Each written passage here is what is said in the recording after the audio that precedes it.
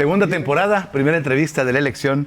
Antonio Tolini Murra, ¿cómo estás? Arnulfo Fávila, ¿cómo te va? Gracias Bienvenido. por esta invitación y no sabía que yo era la primera de la segunda Engalanas temporada. la segunda temporada. Pues para que vean nada más, qué hermoso. Muchas gracias por la invitación al equipo de la elección y por supuesto a ti que me ofreces este espacio de diálogo. Antonio Tolini es diputado al Congreso local, representa al partido de Morena, originario de Torreón. Así es, sucursal del Paraíso, Perla de la Laguna, donde las llamadas al cielo son locales. Lástima de alcalde, pero todo lo demás funciona. Lastimísima de alcalde, de verdad que sí. Antonio, si quieres personal, y luego nos vamos a la parte pues medular, que Tú es, mandas. que es un poquito el juego de la política local, aspiraciones y demás. Emerges del movimiento Yo Soy 132, tú del ITAM. Este movimiento tiene un origen creado inicialmente en el tema de la animadversión de los universitarios por la exposición mediática exagerada para el candidato del PRI en aquel momento, 2012, Enrique Peña Nieto. Fíjate que además es curioso y vale la pena señalarlo que ese no fue el reclamo original. El reclamo original se había hecho en la Universidad Iberoamericana el 11 de mayo de 2012, específicamente por las violaciones a derechos humanos que se habían realizado en 2005 en San Salvador Atenco por las manifestaciones de los pobladores en contra del aeropuerto. Determinaciones que la Suprema Corte de Justicia, ve que relevante es todavía la discusión sobre el Poder Judicial, pese a que revisó el caso y encontró violaciones a derechos humanos, no determinó que estas violaciones a derechos humanos generales y sistemáticas vincularan al entonces gobernador Enrique Peña Nieto.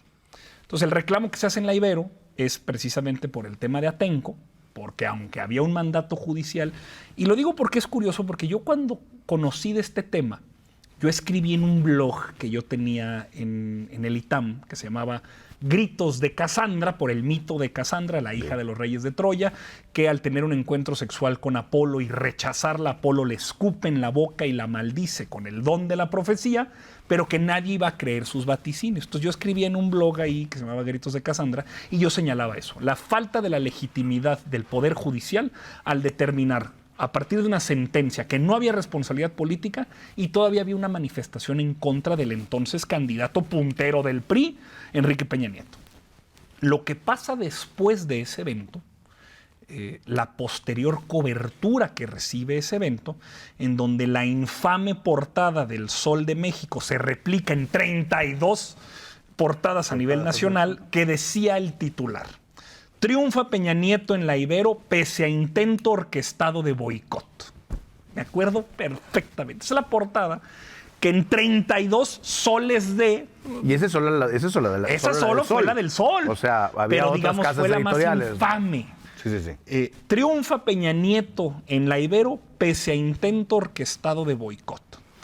Ahí se convierte ya esta cobertura mediática. Ahí se convierte ya la cobertura mediática. Favorable acá. Y entonces se abre una convocatoria pública entre los estudiantes de la Ibero que habían participado de la protesta, que habían sido señalados como fascistas, infiltrados, pejistas de manera despectiva, a que hicieran un video dando cuenta de que eran estudiantes de la Ibero, que nadie les había pagado y que no iban a votar por Peña Nieto. Y esa convocatoria pública tuvo de respuesta 131 estudiantes, que al subir un video que se tituló, y hoy deberá estar todavía en YouTube, 131 estudiantes le responden a Peña Nieto, de ahí derivó en un segundo o ya digamos tercer momento una manifestación en solidaridad a esos 131 estudiantes que se defendían por la cobertura mediática, y el nombre recibió Yo soy 132, en alusión a esos 131 estudiantes que primero habían... Y que ya no nada más eran de la Iberoamericana. Y que ya no nada más eran de la Iberoamericana, porque la primera manifestación que nombra a este pueblo organizado se da en el ITAM, en el TEC y en la Ibero, curiosamente 3 universidades privadas, pero que además estaban muy cerca de oficinas de Televisa, el corporativo en Santa Fe y los estudios de San Ángel, y yo participando en el ITAM. Yo estudié Ciencia Política y Relaciones Internacionales en el ITAM, 2 carreras, pero en el mismo periodo de tiempo. yo soy quien lee el pronunciamiento que no se lee en la Ibero y que no se lee en el TEC, en donde al final pronuncio que somos el Yo Soy 132. De ahí es que yo tome un liderazgo preponderantemente mediático, porque fui el primero que lo mencionó. A partir de ahí de determinaciones como muy coyunturales. En ese 2012 seguía siendo estudiante todavía. Sí, claro, yo estaba en el 8º semestre del programa conjunto y tenía 21 años. Y te faltaban 2 semestres, a los 22. Me faltaban un poco más porque yo estaba estudiando 2 carreras. Bien. Entonces terminaron siendo casi 5 semestres más. Ok. ¿Qué pasa con Antonio Tolini de ahí al 21 que vienes a competir por acá? Muchas cosas. Pero de veras muchas. Después de eso yo entro a trabajar un programa de televisión en Televisa, particularmente en Foro TV, rompiendo esta barrera de cristal o de este... No será barrera de cristal, será como esta idea empantanada que impedía al activismo social entrar a las instituciones, ya fueran formales o informales, pero instituciones al fin, y atravieso ese pantano, usando la metáfora del poema de Salvador Díaz Mirón, sí. Atravieso ese pantano y entro a Televisa, a un programa de televisión. Y fue la locura. ¿Cómo era posible que yo entraba a Televisa si yo criticaba a Televisa? ¿Cómo es posible que yo esté en un programa de televisión? Ya me vendí, ya me cooptaron. Sí, te había manifestado contra Peña Nieto. Sí, me había manifestado en contra de Peña Nieto. Si me había manifestado en contra de Televisa, ya me cooptaron. Imagínate cómo era la discusión pública en 2012 para que la participación activa en un medio de comunicación fuera sinónimo de cooptación. Pocos años después, en 2018, ya apenas un proceso electoral después, pulularon las mesas de debate, de discusión y de análisis donde todos y cada uno que pudieron participaron, porque cambiamos la concepción de la militancia política y la relevancia que tenía militar en medios de comunicación. Por eso también, digamos, estos espacios que son alternativos en la medida en la que no es corporativo. No me sumo a la opinión de la cooptación, pero sí causa suspicacia como era raro, a Televisa. ¿Sí? Era raro. Podría haber sido raro. A mí lo que me da...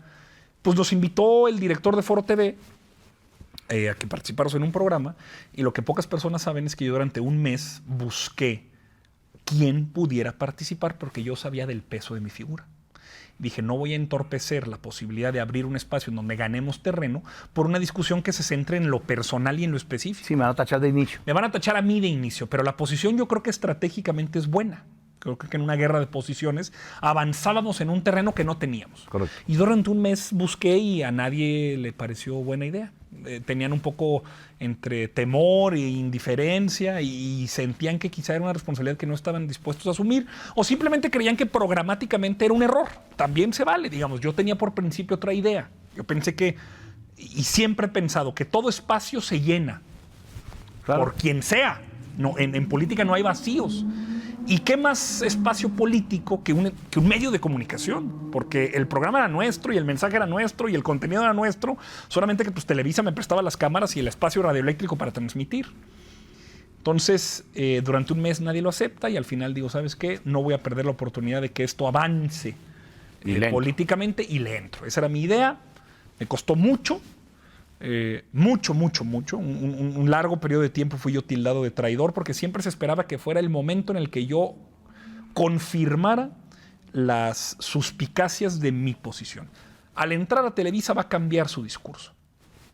Pues no fue. Pues no fue. No solo no fue, sino que además crecí en activismo político, decidí participar en un partido, decidí hacer política de manera activa y de manera consecuente lo que yo defendía en la calle y después en los medios, ahora sigo defendiendo como representante popular a casi 13 años, 12 años y medio de que eso sucedió. Entonces, yo siempre lo supe, que mis convicciones eran firmes y consistentes. Espero que ahora, a toro pasado y en retrospectiva, se pueda ver que pues mi militancia en medios de comunicación, en partidos y ahora, digamos, como representante popular del honorable pueblo de Coahuila, se rigen por la coherencia. Pues claro, digamos, estoy en lo mismo. Y además veamos ahora cómo es importante militar en medios de comunicación, la importancia que tiene en la batalla política por el sentido común, ordenar las cosas, porque en los medios de comunicación no tienen el poder. Es donde se define el campo del poder. ¿Quién puede hablar de qué cosa y cuándo? En los medios de comunicación, en las mesas, en los debates, en los noticieros, en los especiales de comedia, en los programas de entretenimiento. Ahí se define lo bueno, lo justo, lo valioso. Es importantísimo el medio de comunicación, porque son eso, un medio para comunicar algo. Y en mi caso siempre ha sido un mensaje pues muy contestatario.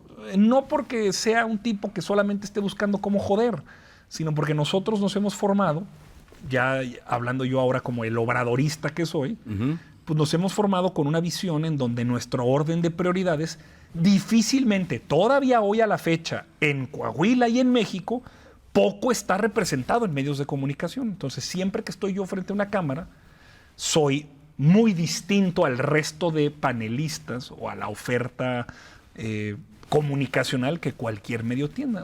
Claro. Entonces, en ese momento, pues entramos. Y después empecé una larga carrera de comunicación. Terminé mi ciclo en Foro TV, empecé a trabajar también en Radio Fórmula, hice ¿Hubo radio. censura en algún momento? No, nunca. Nada. Nunca. Porque además, digamos, es un medio de comunicación profesional. Claro. Y estaban entendiendo el momento en el que debían abrir su catálogo de oferta. Y claro que el discurso unívoco y homogéneo no vende. Entonces ellos en su lógica empresarial creo que vieron Más una oportunidad que un problema, claro. Sobre todo, digamos, en 2012 parecerá raro que yo lo dijera, porque yo lo decía así y sonaba extraño. Pero todavía hoy, pensémoslo así, ¿qué sentido comercial tiene que los medios corporativos de información en este país, pese a que en una elección 36 millones de personas ratificaron una forma de gobernar de un partido que durante 6 años han dicho que es lo peor de lo peor, que va a destruir México, que se van a acabar las instituciones, que se va a hundir la República, que Venezuela, que el dólar, han ido en contra de lo que su audiencia, en lo profundo y en el silencio de sus reflexiones, cree? ¿Qué sentido lógico comercial puede tener ser un medio de comunicación que a su audiencia permanentemente le dice: estás estúpido, no sabes, no puedes, no conoces, no entiendes? Pues es una tontería. La pluralidad política de la audiencia que hoy en México confluye entre simpatías, fobias, militancias, gustos, es una decisión económicamente correcta representar la mayor cantidad. O sea, es decir, si no quieres ser un medio militante, sea un medio total. Ten todas las voces. Eso sucedió en Radio Fórmula, por ejemplo. Nosotros aprendimos a trabajar en Radio Fórmula precisamente aspirando a tener la mayor cantidad de voces como oferta en catálogo. Entonces yo convivía con gente que no pensaba como yo. Ellos convivían conmigo, para bien y para mal. Y yo ahí aprendí mucho también de la gestión de un medio de comunicación. Terminé después de mi tránsito por Radio Fórmula, donde estuve 2 años, siendo colaborador de Milenio con Azucena Uresti. Y después... ¿Hasta hoy? En la campaña estuve de colaborador, pero ya en Radio Fórmula otra vez, pero en Milenio, cuando Azucena todavía estuvo, de 2019 a 2020. Todo en este tiempo trabajando en el Senado de la República también. Entonces hacía medios de comunicación y yo trabajé como asesor parlamentario en el Senado de la República de 2013 a 2019 con el senador entonces Zoé Robledo, hoy director del IMSS, y con la senadora Berta Carabeo de Chihuahua. Yo, después de este tránsito en medios de comunicación, terminé trabajando en el IMSS. Yo fui durante 1 año previo a la pandemia director de vinculación internacional del Instituto Mexicano del Seguro Social. Nuestro trabajo era la colaboración institucional con agencias, organismos, estados, fondos de inversión, para poder hacer que el mundo globalizado en el que vivimos, siendo nosotros además el Instituto Mexicano el más grande de América Latina, pues tuviéramos las ventajas competitivas que todos estos espacios ofrecían. Yo dejo el IMSS porque cae la pandemia. Y en la pandemia, la vinculación internacional, si no era equipo de protección personal, respiradores, mascarillas, vacunas, o lo estrictamente médico, todo lo demás no existía, espacio. Claro. Pues es que además, imagínate, Arnulfo, pues las embajadas cerraron, los organismos internacionales cerraron, la vinculación internacional no se centraba en otra cosa que no fuera el virus SARS-CoV-2 provocador que provoca la enfermedad COVID-19 de la familia de los coronavirus. No se hablaba de otra cosa. Entonces, con este largo devenir institucional, político y mediático, encuentro la oportunidad de participar como candidato a la Secretaría General de Morena a nivel nacional en 2020, compitiendo con Citlali Hernández, hoy secretaria general del partido, y con Mario Delgado y Porfirio Muñoz Ledo, hoy Mario, presidente del partido, y Porfirio Muñoz Ledo, compañero que en paz descanse. Al término del proceso, Mario Delgado, ya electo formalmente presidente, me dice, ¿y tú qué quieres hacer? ¿Quieres estar en el partido? ¿Quieres participar? Porque además yo después lo ayudé, digamos, el proceso de la Secretaría General se resolvió primero antes para mí que para él. Entonces yo me sumé al equipo de campaña, digamos, campañita que tuvo. Sí. Y en una muestra de agradecimiento me dijo, bueno, ¿en qué te incorporo? ¿En qué puedes tú participar? ¿Qué quieres? Le dije, yo la verdad, lo que quiero es hacer política en Torreón. ¿Cómo? ¿Y quieres ser plurinominal? Le dije, no. No. Mi primera experiencia político-partidista electoral no puede ser con una red de protección. Quítame las rueditas. Quiero, después de hacer muchos medios, likes, retweets, reproducciones de video, quiero ir a la tierra y medirme en la tierra. Si llego es por votos, pero si pierdo es con votos. Y la derrota es la mejor maestra de la mejor escuela. Claro, yo no participaba pensando que íbamos a perder. Nosotros considerábamos que teníamos un muy buen equipo y las condiciones dadas para poder ganar. Solamente que en esa campaña, en 2021, no sé si te acuerdas, porque pues eso estaba en Torreón, Luis Fernando Salazar, hoy senador electo, quiso competir para ser alcalde, pero el INE, por una falta administrativa del no reporte de un video que subió en enero por 4,150 pesos, decidió optar por retirarle la posibilidad de ser candidato, por lo que durante 36 de los 60 días que tuvimos de campaña, yo no tuve candidato a alcalde presente.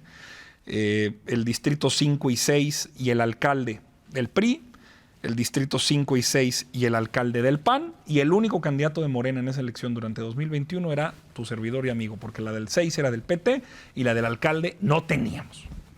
Entonces fue una campaña complicada, difícil, pero muy formativa, en donde en mi primera experiencia política puedo decir con mucho orgullo que al alcalde Jorge Cermeño, alcalde panista, y que la historia política del PAN de Torreón se entiende casi por las elecciones de Jorge Cermeño. Para algunos podrá ser el peso de la tradición, para mí es la oligarquía que cooptó un partido que hoy es la muleta del PRI. Sí.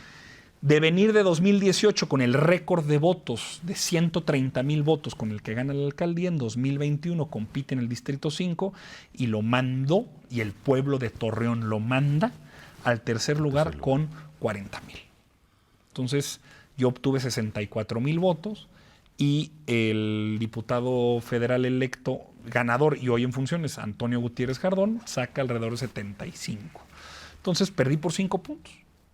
Pero, digamos, la novedad... Con todas las dificultades que acabas de describir. Con todas estas dificultades, en una elección intermedia, sin un candidato a alcalde, que además después no pudo ser repuesto y tuvimos que incorporar a su padre porque era homónimo de las boletas impresas.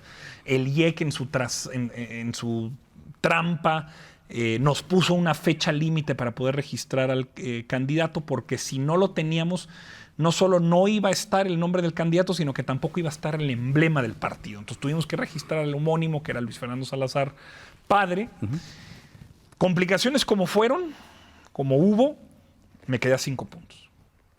Y como te decía, la derrota es la mejor maestra de la vida. Y regresar a Torreón, una ciudad en la que yo no viví durante mucho tiempo, porque mi papá, al quedarse sin trabajo en 1999, cuando gobernaba Jorge Cermeño, mi papá es instructor de equitación, ¿no? O sea, yo tengo apellido rimbombante, pero no soy de familia de empresarios. Bien. Yo tengo nada que ver, son primos de mi madre, se quieren como familia, pero lo que algunos de mis primos tienen por la herencia de sus padres y sus abuelos, yo no la tengo, porque mi abuelo murió hace 60 años de un cáncer de colon a los 48, que le arrebata estrepitosamente la vida, y ahí termina el linaje dinástico de los Murra. De tus Murra. Mis Murra. Mi madre no es una mujer a la que le haya faltado nada, pero no es heredera de un conglomerado empresarial de ningún tipo. Mi padre es instructor de equitación. No hay trabajo como instructor de equitación en 1999 y decidimos irnos de la ciudad de Torreón. ¿A dónde? A Cuernavaca. Porque mi papá como instructor de equitación consigue un trabajo en el circuito sur, al sur de la Ciudad de México, en el Ajusco. Y de vivir en la Ciudad de México, que era muy caro, a vivir en Cuernavaca, preferimos vivir en Cuernavaca, donde más ahí teníamos una tía, hermana de mi padre, mi tía Carmen, en donde yo estudié primaria, secundaria y la prepa.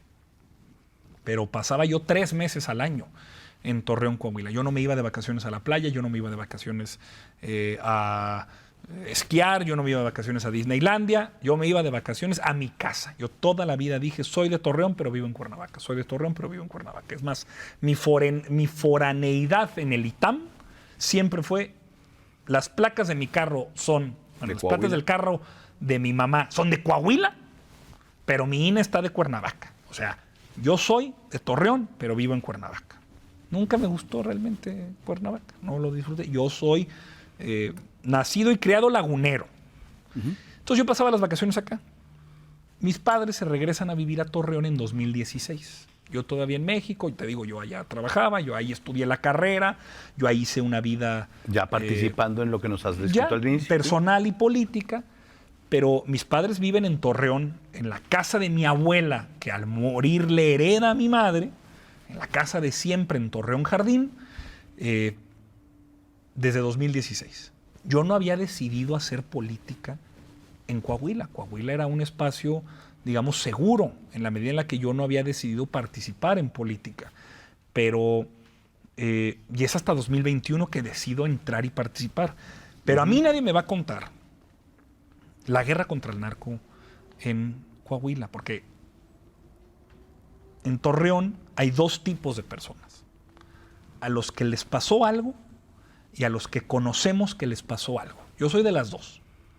O sea, tengo amigos que hoy no son mis amigos porque no están con nosotros en este plano, y tengo otros conocidos que sé que les pasó lo mismo, porque esa es la crueldad de las políticas neoliberales y autoritarias que el pequeñito y infumable presidente Calderón estableció, y que a Torreón hizo una de las 5 ciudades más violentas del mundo, y la sufrimos. Y en cada esquina de la ciudad hay un recuerdo bueno, malo y que quisiera olvidar, porque soy de esa ciudad. No tuve la fortuna de poder crecer ahí porque mi padre tuvo que buscar una mejor oportunidad de vida para mí y mi familia, y nos tuvimos que ir. Pero no hay nada que me haga a mí sentir más orgulloso que la ciudad en la que nací. Y eso es una cosa que mi madre me ha heredado, que mi padre me ha heredado, y que además la vida misma me ha permitido conocer ya como el adulto funcional político que soy. Por eso digo, Perla de la Laguna y sucursal del Paraíso. No hay ciudad que yo quiera más en el mundo que Torreón. Y la vi crecer y la he visto deteriorarse. Y no hay forma alguna que alguien pueda decir que Torreón está mejor que hace 20, 25, 10 o 5 años. Porque algo que he planteado también políticamente es que el modelo de desarrollo de la laguna en 10 años es insostenible y en 5 irreversible. Este modelo de extracción rentista, de solamente favorecer de la inversión extranjera directa para tener sueldos de mediana o baja calidad, que no están realmente desarrollando capacidades comunitarias en la ciudad. Por una parte, hoy, pero también por otra bien sensible, Arnulfo. Es que no hemos tenido un diálogo como sociedad. ¿De qué nos pasó? Damasco, Kabul, Tijuana y Torreón. Por la inercia de los desenvolvimientos y la alternancia abrupta y que además no funcionó, me refiero a la del 2000. Un poco, sí, políticamente, pero las tragedias que están metidas abajo del colchón, el escombro moribundo que hemos escondido abajo del tapete, y las cosas que vemos y que volteamos la mirada, que hoy recuerdan en las esquinas, en los barrios, en las colonias de Torreón, de la cruenta guerra contra el narco, que hoy sabemos además que no fue guerra contra el narco, sino guerra con el narco en contra de otros, que Genaro García Luna trabajaba activamente por el cártel de Sinaloa, con uno que aquí en Torreón, bueno, en Torreón, confrontado con el grupo criminal de los Zetas, nos causó ser una de las 5 ciudades más violentas del planeta. Bagdad, Kabul, Islamabad y Torreón, y Tijuana, y Acapulco, y Tampico. Y nosotros andábamos por ahí. Saltillo andaba por ahí. No era de ninguna forma algo que pudiéramos estar satisfechos. Claro, Monterrey. Claro. ¿Por qué? Por decisiones políticas. Y no hemos tenido una conversación sobre qué hicimos como sociedad para superar las tasas de homicidios por cada 100,000 habitantes y llegar a uno en el que hoy Coahuila presume, y creo que presume bien, la reducción tan drástica de esa cifra. Pero aunque estamos seguros, digamos, aunque la seguridad comparado con esos números hoy sí es mucho mejor. ¿Y con los vecinos? Con los vecinos, vale mucho evaluar qué tan satisfechos estamos con eso. Porque, digamos, cuando la paz solo se entiende como ausencia de conflicto, que eso podría más o menos parecer que es lo que vive Coahuila, y no ampliación de derechos, pues hay arreglo, hay pacto. Cuando la seguridad no tiene ampliación de derechos, es arreglo. Cuando la seguridad no tiene ampliación de derechos, es pacto. Algo se arregló. Porque no hay más gente en la escuela, no hay más gente con mejores condiciones de vida, no hay gente que tenga acceso a mejores y mayores servicios o bienes públicos. No hay inversión pública. No hay inversión pública, eso es un dato, no estoy yo grillando a favor de una marca. Es un dato. Coahuila no tiene inversión en infraestructura. Éramos el penúltimo lugar, según las cifras del INEGI, en el último año de Riquelme. Y si tú revisas cuánto se invirtió, fueron alrededor de 6,000 millones de pesos en 6 años. No llegan ni al 4% del presupuesto público de Coahuila. El porcentaje que se invirtió para que tengamos mejores carreteras, mejor drenaje, mejor iluminación, mejor conectividad, mejor provisión de servicios y bienes. Y sabrá Dios qué harían con eso, porque tampoco... Y sabrá perra madre Dios qué hicieron con eso. Y es un contestatario insulto. desde siempre, y luego te sigues formando y te sigues cultivando en lo contestatario, y luego llegas al Congreso del Estado. Y es muy difícil no ser contestatario cuando la realidad te escupe los latrocinios y las atrocidades que quienes tuvieron el poder en su momento decidieron hacer con ese poder, todo lo contrario al interés público, todo lo contrario a la inversión, al desarrollo y a la prosperidad, sino a la protección de los intereses sectarios y facciosos. La cleptocracia. Que hoy además la historia nos da la razón. Ese gobierno calderonista, todo lo que huele a Felipe Calderón huele a la cocaína del cártel de Sinaloa y a la pólvora de las armas que utilizaron para matar a la gente, que entregadas por Estados Unidos terminaron en la mano del cártel de Sinaloa asesinando mexicanos. Apestan a cocaína y a pólvora. Eso lo determinó una corte en Nueva York. Y hoy Genaro García Luna está en la cárcel. Y también está Cárdenas Palomino, y Reyes Arzate, y Bueno García. Los 4 hombres más importantes del esquema de seguridad de Felipe Calderón, todos están o en la cárcel o investigados. Impresionante no poder tener un diálogo que aquí en Torreón y aquí en Coahuila algo se tuvo que hacer para resistir ese cártel que hoy, a la distancia, con una presión de inseguridad no distinta. Nada, porque se nos metieron hasta por todas partes. Hubo un gobernador que rentó el estado. Tuvimos el episodio de Allende, un pueblo completo desaparecido. Claro. En Coahuila es común encontrar a alguien que le falta un papá, que le falta una mamá. Hay 2 personas a los que les pasó algo, a los que conocemos que le pasó algo. ¿Qué hacemos como diálogo social? Muy poco, me parece que muy poco. Y llegando al Congreso, es algo que me he dado cuenta. Digamos, yo no me formé políticamente en Coahuila. Eso es un hecho. Mi cultura política no es la de ser ni comparsa ni congraciarme con el poder en turno, porque mi formación política se hizo desde la oposición. La militancia obradorista hasta 2018 era la franca oposición. Claro.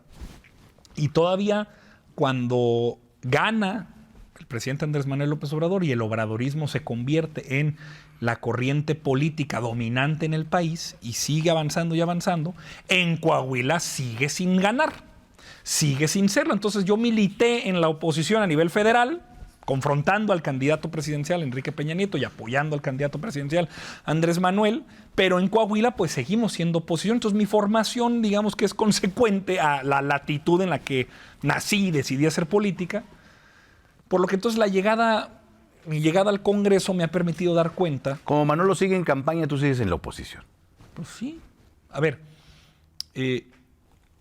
los valores que hoy se representan en el gobierno del estado de Coahuila y en los representantes populares que forman parte de su coalición, PRI, PAN, PRD, son completamente contrarios a los nuestros. ¿En qué sentido? En que el orden de prioridades que nosotros tenemos es completamente distinto al de ellos. ¿Cuál es el nuestro? Pues nosotros pensamos que por el bien de todos, ricos, pobres, de izquierda, de derecha, del campo, de la ciudad, religiosos, librepensadores, militantes de un partido o no, por el bien de todos nosotros en nuestra amplia diversidad, primero están los y las más pobres. Nosotros tenemos esa visión, nosotros tenemos ese orden de prioridades. Es nuestra ruta programática. Entonces, esa es la diferencia fundamental. No estamos pensando que hay que ayudarle a los ya de por sí beneficiados. ¿Y qué se puede hacer desde el Congreso local para conseguir eso? Bueno, de entrada, dar cuenta que Coahuila es un estado muy diverso, muy plural.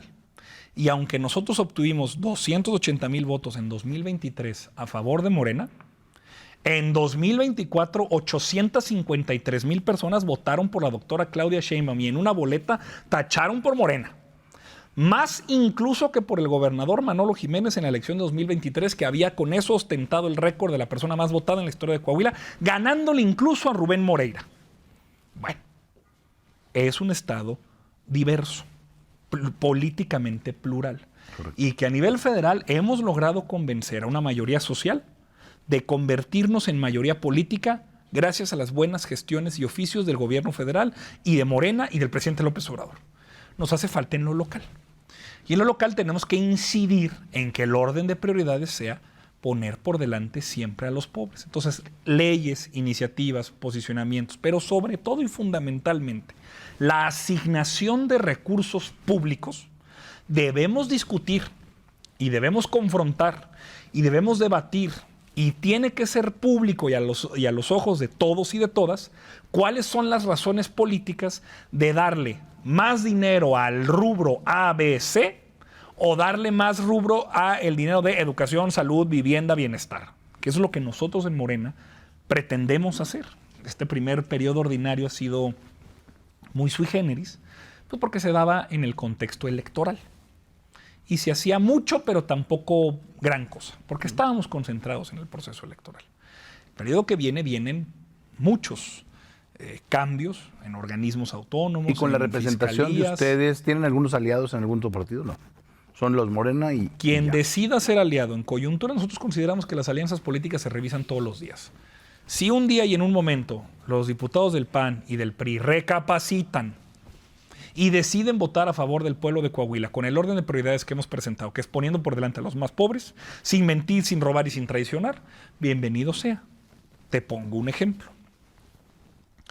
La mayoría panista y priista decidió hace 3 semanas que presenté un punto de acuerdo para incorporar formalmente a Saltillo y a Torreón como estaciones del tren en el plan ferroviario que la próxima presidenta, la doctora Claudia Sheinbaum, había presentado en rueda de prensa, en donde había una incómoda omisión de señalar a Torreón y a Saltillo formalmente como estaciones.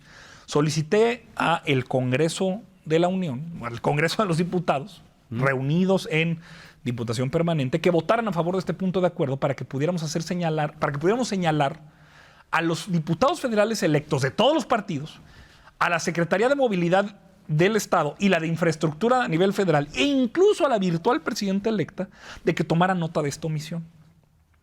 Bueno, los diputados del PRI y del PAN decidieron por mi asedio, por mi hostigamiento y por mi pendiente seguimiento de agenda que tengo con el muy incapaz alcalde de Torreón, Román Alberto Cepeda González, decidieron tomar esa propuesta, atascarla de su politiquería y votarla en contra por una minucia quisquillosa de que los diputados federales electos no podían ser convocados por parte del Congreso porque no tenían representación alguna. Yo les dije, no sean ridículos.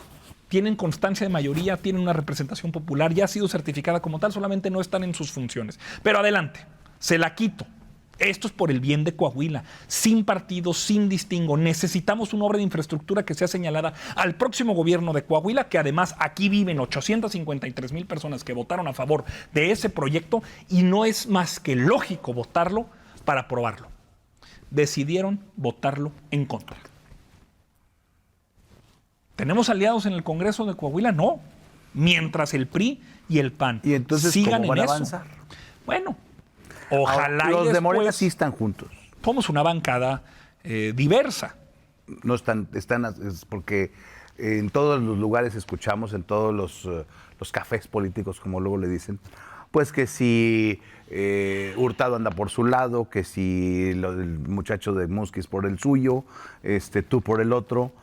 Hay una cohesión real que además claro sería que la hay. absolutamente necesaria, ¿no? A ver, claro que la hay, pero déjame te lo pongo en términos muy particulares.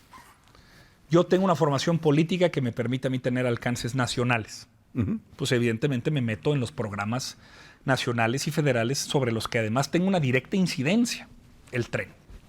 Alberto Hurtado es un político que se ha formado en Saltillo particularmente. Entonces, en Saltillo, Alberto tiene alcances, atribuciones, contactos y sobre todo además la disposición de trabajo que no lo tiene nadie más. Entonces, Alberto se concentra en Saltillo y en una capacidad de incidencia muy particular. Entonces, ahí tiene su mercadito y ahí tiene su camión de la salud y además es un político hábil, ha logrado que además tenga Saltillo después de mucho tiempo una representación en Profeco, por ejemplo, una de las primeras cosas que hizo.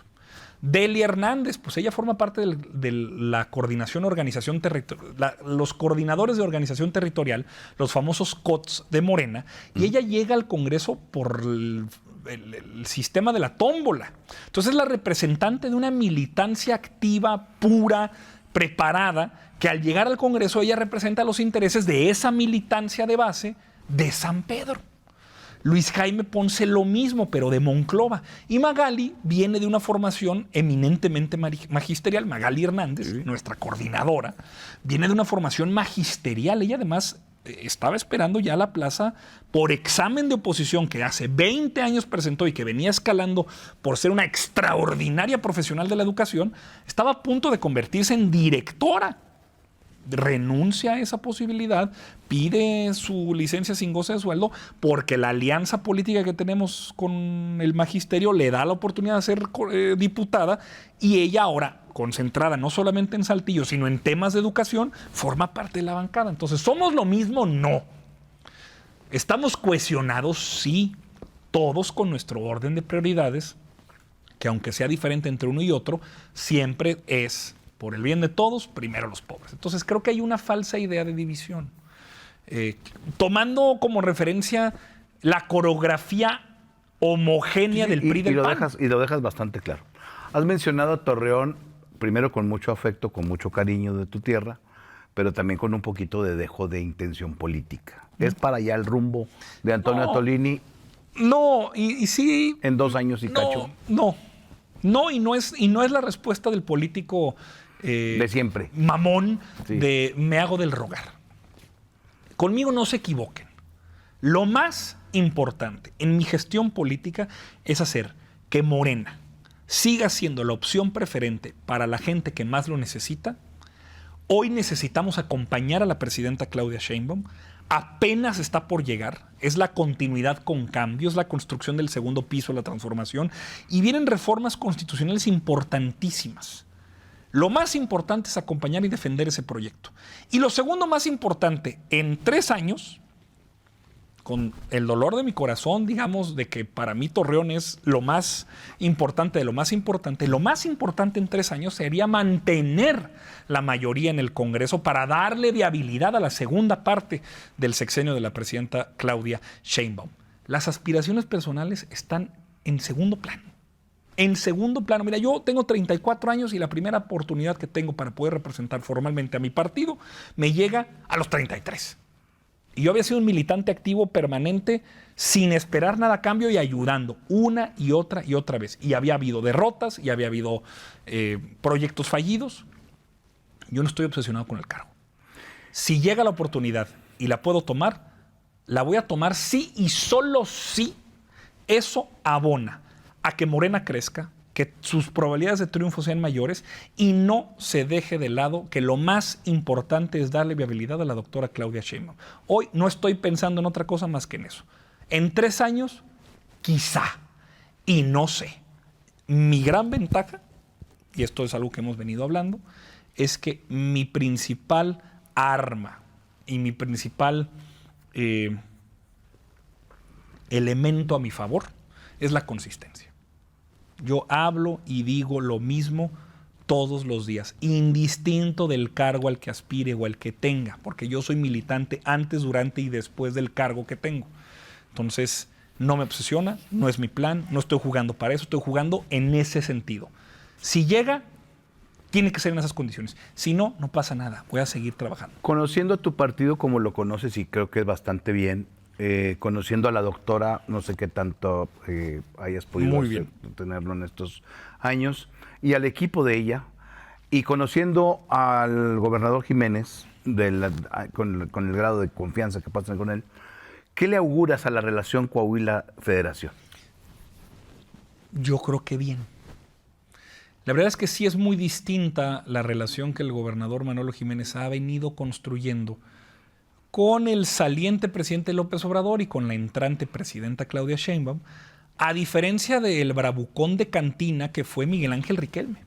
Miguel Ángel Riquelme Solís se atrevió incluso a confrontar desde lo más bajo y politiquero de la representación que ostentó como gobernador de Coahuila al presidente López Obrador en un momento tan sensible como la peor pandemia que había sufrido este planeta en 100 años.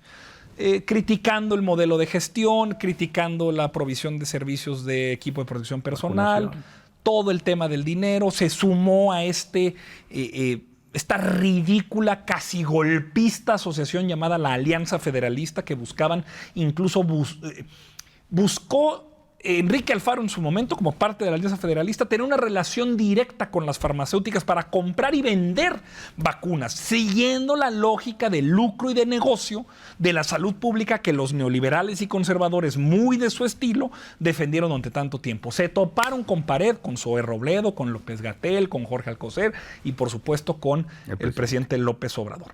Un bravucón de cantina, de esos fanfarrones que echados para adelante confrontaron la consulta popular, siendo pese a ya ser un derecho constitucional. Confrontaron al presidente López Obrador en su gestión de camas y reconversión hospitalera, pese a que aquí el IMSS, hoy por hoy, a 6 meses de haber entrado el gobernador Manolo Jiménez, casi un año, pues, en diciembre. Hay más de 4.500 millones de pesos invertidos por parte del IMSS en territorio coahuilense. 4.500 millones, casi todos en infraestructura hospitalaria, gestionados, por supuesto, en el momento en el que gobernaba Miguel Ángel Riquelme, pero pues no por la gracia. Que siguen siendo insuficientes. Sí, pero no por la gracia. Y hablo, por ejemplo, ahora de la región sureste. ¿Cuánto ha crecido en mano de obra? ¿Cuánto ha crecido en empleo formal? Claro. Que son las cuotas obrero-patronales que se van directas para allá, y que no ha crecido directamente proporcional el número de camas y sobre todo de una clínica de especialidades. ¿Qué problema? Que estamos rogando desde hace décadas. Claro. ¿Qué problema es trabajar con un bravucón de cantina si no se ponen por delante los intereses de los y las más pobres que lo necesitan? Confrontó el modelo del IMSS Bienestar hasta el último día de su gestión. Toda esa reconversión hospitalaria de los porque quería que le llegara la lana. Pues claro, porque eso es lo que estaban haciendo. La federalización del sistema de salud le ha permitido a los gobernadores, desde que esto sucedió en 1997, obtener recursos de los cuales conocimos a Javier Duarte jineteando la lana para el pago de favores y contubernios que lo llevaron a ser el gobernador más corrupto del sexenio Peña Nieto. Claro. no veo que eso esté sucediendo con el Ni que vaya gobernador. A suceder después de octubre. Espero no. No.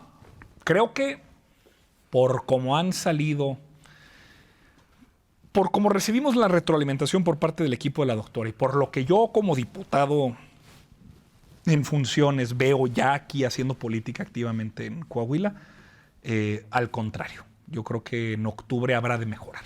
La verdad es que las diferencias que tenemos con el PRI en Coahuila son de principio. Nosotros pensamos que debe haber un orden distinto en nuestras prioridades. El PRI mantiene un contubernio mafioso entre el estado actual de las cosas y el hostigamiento en contra de la disidencia a punta de billetazos. Pero es un modelo de gestión que existe y con el que estamos permanentemente las manos a este sistema de billetazos, a ese número 1 que ocupa Dominos México en el gasto de la chequera del gobierno de Coahuila y que ya sabemos para qué es y que ya sabemos para qué le sirve? Yo creo que el poder solo sirve y se convierte en virtud cuando se pone al servicio de los demás. Y quien crea que el poder, que está basado en la intimidación, el hostigamiento, la violencia, la amenaza y la compra de voluntades, es fuerte, sólido y sustentable, se equivoca. En realidad es el poder más frágil.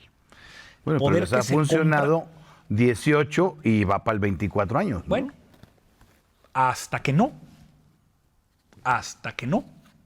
Y estamos viendo una reconfiguración política de tal manera que el PRI se ha convertido en un partido local coahuilense, que tiene un modelo y una gestión distinta, sí, pero que su poder está basado en una ansiedad tiránica que quieren permanentemente alimentar a punta de amenazas y billetazos, que con la organización, la unidad programática y la movilización popular que Morena se ha planteado como forma de trabajo, más temprano que tarde va a terminar por romperle esa coraza, falsa coraza con la que se han defendido, y no hay poder humano que le resista al pueblo organizado. Y eso es lo que estamos haciendo. Entonces, nosotros tenemos en esa competencia y por lo menos, mientras esa competencia electoral se está dando, las instituciones, al menos tengo esa percepción, las instituciones, el gobernador,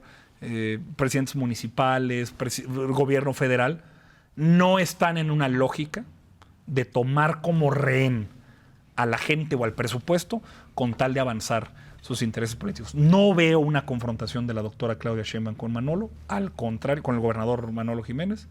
No veo tampoco al gobernador Manolo Jiménez abiertamente confrontando a la federación. Basta nada más ver, y hay que decirlo, que han habido 2 extensiones de la nómina federal que el personal de salud que fue contratado en la pandemia de COVID-19 ha recibido con tal de darle tiempo al Estado y a la Federación de seguir evaluando las condiciones con las que se puedan o no, yo confío que sí, incorporar a IMSS Bienestar. Eso es un cambio completamente distinto a lo que teníamos con Riquelme, que era un, te repito, bravucón de cantina que cerraba por completo cualquier posibilidad de diálogo. Entonces, a ver cómo va. ¿El mando en el partido, tanto en lo federal como en lo local, ya viene pronto? No, en lo federal sí, en lo local no. En lo federal a finales de septiembre, va a cambiar hasta el momento la información que tenemos, solamente la presidencia y la Secretaría General, porque por mandato de nuestro Congreso Nacional en 2022 les dimos una extensión que termina... No como Alito de 114 años. No. De tener, digamos, fueron electos en 2020 para terminar en 2023, pero en 2022 decidimos darles una extensión para que el partido no entrara en un proceso de renovación en pleno proceso electoral, claro, y aprobado por nuestro Congreso, del que yo formo parte. Les dimos esta extensión hasta 2024. Entonces, no es un cambio improvisado, es un cambio que está estatutariamente aprobado de la Presidencia y la Secretaría General. Hasta el momento eso es lo que sabemos. Parece todo indicar que la presidenta de Morena será Luisa María Alcalde y estamos listos para poder apoyarla. Es una compañera que además es contemporánea de mi generación, la conocemos bien y estamos muy contentos. En Coahuila, le queda un año, porque fuimos electos consejeros estatales en 2022. Entonces será hasta 2025, salvo mejor opinión del comité ejecutivo, pero que estatutariamente no tendría por qué cambiar, es hasta 2025. Ha habido un acelere mediático, porque en el partido... que se presta la confusión por lo federal. Pues hubo quien, digamos, en política no hay sorpresas, hay sorprendidos. Sí. Hay quien ha estado impulsando, o hay alguienes que han estado impulsando una renovación acelerada en el partido. Diego del Bosque Villarreal es presidente del Comité Ejecutivo Estatal hasta por lo menos agosto de 2025. Y ahí tendrá que estar la lealtad institucional de quienes nos llamamos militantes de Morena. Nos has dicho casi todo. Me quedo con la idea de que tal vez vas a buscar ser diputado federal. O alcalde, pero es la Primero última Claudia. de mis propiedades. Claro. O sea, pero por supuesto, o sea, político sin ambición es un político que no está haciendo su trabajo. Luis Fernando Salazar. Pero lo más importante es Claudia. Luis Fernando Salazar es senador electo. ¿Podrá ser candidato a gobernador? Sí. Pero lo más importante, y coincide con la militancia, es la doctora. Y tenemos una cita en 2025 con la renovación del partido, en 2026 con los congresos locales, en 2027 con las alcaldías y diputaciones federales. ¿Cómo voy yo a plantear? Imagínate la irresponsabilidad política que eso significaría. Que lo más importante son mis ambiciones. Cuando por lo menos en Coahuila, en el calendario electoral que tenemos tenemos que ganar en 2025 la consejería estatal y reafirmar nuestra posición en el partido. En 2026 tenemos que ganar la mayoría en el Congreso del Estado. Se la vamos a quitar al PRI. No hay poder que resista la corrupción, la intimidación y la violencia con la que han querido ejercer su poder en Coahuila. Y en 2026 le vamos a quitar la mayoría. ¿Con qué perfiles? No, hombre, el pueblo obradorista tiene una cantidad de perfiles enorme. Yo lo he dicho muchas veces, tanto en las redes sociales como en mis espacios en radio, la importancia de los congresos, tanto en el federal como en el local. Y lo importante que es porque luego empiezan a hablar el público y a quejarse, pues que si un mal servicio, que si un político ratero, que si Riquelme y lo que tú quieras. Y les digo, ¿saben en dónde está? Es que cómo los podemos detener con el Congreso local. Claro. Nada más que se tienen que fijar quién es el diputado y dejar la despensita en un lado y ponerse a platicar con su familia. O no. Pero los partidos agárrenle todo. Sí. Yo no soy de la idea. Yo no dejarle en un lado y ponerse a platicar platicar con la familia. No, ya está dentro de la casa la despensa. Claro. Pero también la obligación de los los partidos políticos es llevarles una buena oferta. Claro. Hombres y mujeres preparados. Pero Morena que no es más creo que grande lo que estén cualquier todos. candidato o candidata. ¿Tú crees que votaron por mí en 2021 por mi linda cara? No sé, pero claro que platicando contigo y quien te vaya a ver en un rato más. Por eso es lo más importante la defensa del proyecto. Porque yo al defender el proyecto estoy defendiendo a cualquiera que sea candidato de Morena, hombre o mujer, en el siguiente proceso electoral. Porque al ser de Morena significa que no roba, no miente, no traiciona, tiene un orden de prioridades que favorece a los pobres y que además es una persona que está dispuesta a resistir los embates del poder porque no se vende, sin importar el nombre de la persona, hombre o mujer. Por eso es tan importante el proyecto, Arnulfo. Por eso precisamente nosotros tenemos que defender nuestra militancia por encima. Y me queda claro nombre. que es a partir del Poder Legislativo. Me queda claro. Y del proyecto que uno representa. Yo estoy seguro que esos 64,000 votos no son míos. Son el reflejo de la confianza que el pueblo de Torreón tiene en Morena, en los alcances del gobierno federal y en la integridad y honestidad del presidente López Obrador, de la que formamos parte y a la que nos debemos. Y la animadversión del PRI. Y también, obviamente, los costos que trae el ser uno de los peores partidos políticos en la historia de los partidos políticos del mundo. Pero de entrada hay 10 consejeros, 5 hombres y 5 mujeres en el Distrito 5 de Torreón, todos electos por voto popular en una elección abierta. Mi compañera Sacil Pacheco, por ejemplo, regidora, y otros tantos que están formando parte de este grupo. Entonces, despreocúpate. Va a haber 16 candidatos, 8 hombres y 8 mujeres en 2026, todos de primera, y además van a ser esa generación de hombres y mujeres que más ganen, como no lo han hecho ningún partido de oposición en 15 años, van a ser los que más ganen distritos locales y vamos a ganarle la mayoría al PRI en el segundo trienio del ingeniero Manolo Jiménez. ¿Por qué? Porque estamos en disputa. Y el proyecto político que nosotros defendemos es el que hoy en Coahuila es el más votado. Los 853,000 votos que recibió la doctora Claudia Sheinbaum en este proceso electoral hace un mes y medio hablan de que hay un pueblo obradorista ávido de dirección, conducción y, como dices, buenas propuestas para ir a votar. Vamos a ganar. Antonio y lo Tonini, vamos a lograr. Ha sido un placer, como siempre, platicar contigo. Tráiganme más de estos. Le hice 5 preguntas, lo demás se encargó él. Gracias, hermano. Y me decían que no vaya a ser muy largo. Y dije, no, nos van a tener que callar. Porque mucho que platicar. Que sea la primera de muchas. De muchas, claro. Gracias, Arnulfo. Gracias.